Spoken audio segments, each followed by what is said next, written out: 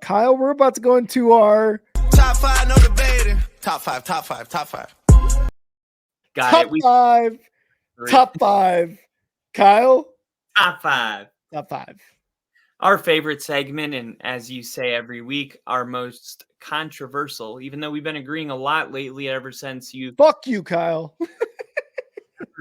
So in the beginning of the season, I had Cleveland in my top five. It was probably around week 5, and exact words, fuck you. Impulsive. Didn't 100%. even mean it. But yeah, man, this has changed a lot this year, and I know mine has changed a lot today. So let's get right into it. You started last week, right? No, you started last week. So I will start this week. Okay. My number 5 in our top five going into week 16 is going to be the Cowboys. The Cowboys take a tumble going into week 16. Mothers. You want to talk mothers? They looked bad, man. They looked really, really bad. And yes, it's the Bills. Yes, it's their 4th loss of the season. And really their only other time that they get dominated this season. The thing that scares me is what they're doing against teams above 500, what they're doing on the road, and what they're doing at home. Like, it's crazy the differences that the Cowboys are at home and away versus 500 versus below 500. It's crazy to me. I'm not going to sit here and devalue what they've done beating teams by 3 scores. Not at all. And that's why I think that's why they remain in my top 5. But as of recently and what the stats show of the Cowboys, it's getting scary. So that's why the Cowboys are my number 5. All right. At number 5, I have the Detroit Lions. I mean, no, I don't. I had Detroit last week at number 5. This week at number 5, I have the Buffalo Bills. That's right. Josh Allen and the Buffalo Bills are playing some of the best football, in my opinion. This is week to week. And right now, I think Buffalo, if you had to make a list of 3 teams you don't want to play right now, Buffalo's probably on that list. So having them at 5 to me is not that crazy.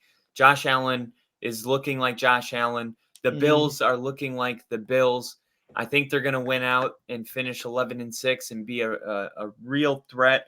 I think the only direction they may move from now to the end of the season is up. No one circles the wagons like the Buffalo Bills. My number 4 is going to be the Chiefs. And Kyle's going to hate this pick. I've got the Chiefs at number 4, still leading the division, getting wins however they need to get them. How high is Buffalo? However they need to get him. Rashee Rice is emerging as a wide receiver. McKinnon and Edwards-Helaire are coming up off the bench. Not really off the bench, but next man up. Mahomes is still able to get these dubs when needed, even against really mediocre teams like the Patriots. I got the Chiefs at number 4. Dude, what? Yep. Are you serious? Absolutely. All right. I can't wait to see where Buffalo is.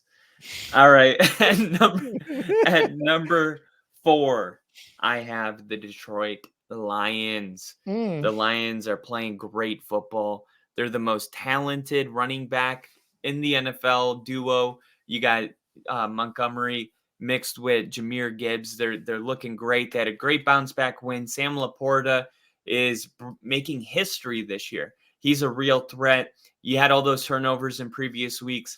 I was not worried. Detroit never left my top 5 because I didn't worry about it as much because they were losing games, but they were turning the ball over so much. It's like, okay, once you stop the turnovers, you'll start winning again. And they did. They didn't have a turnover, and they dominated that game. And defensively, they played really, really good, flying around the ball. Young playmakers everywhere. Aiden Hutchinson is a game wrecker. This team has the potential to all of it. Mm-hmm. So Detroit, number 4. And Detroit's actually going to be my number 3 on my top 5 here. All the things Holy you said, shit. You have Buffalo at 2? all the things you said about the Lions.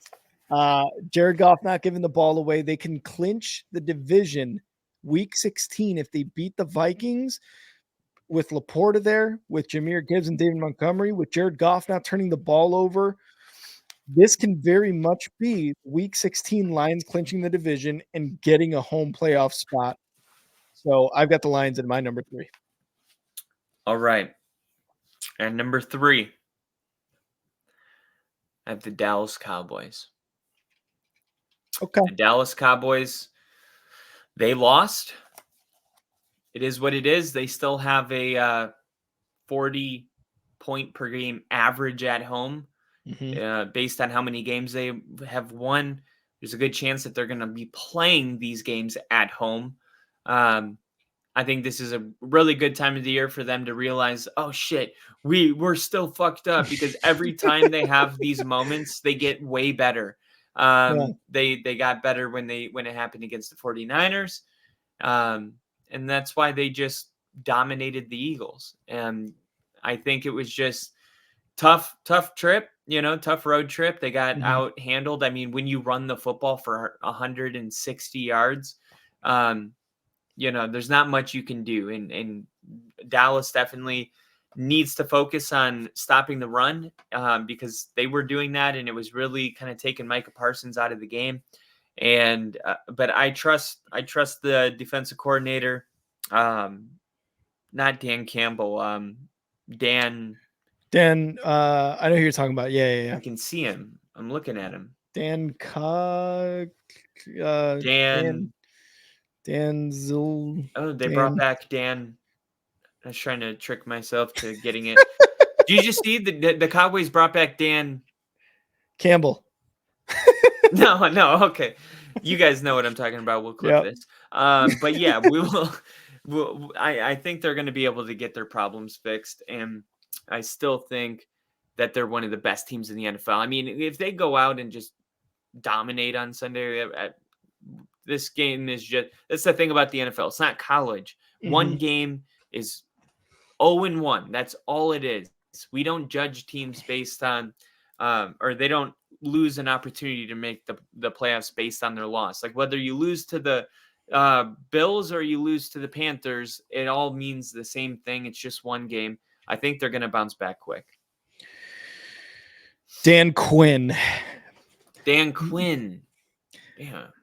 So Cowboys are number 3 for Kyle. My number 2 is going to be the Ravens at number 2. Lamar Jackson and this Ravens defense and this team is just, again, top of the AFC, top of their division, most wins. They just beat the Jaguars. And yes, Trevor Lawrence may be hurt. There may be something wrong with the Jaguars play calling there at the before the halftime. Shit rolled their way. The Ravens are my number 2.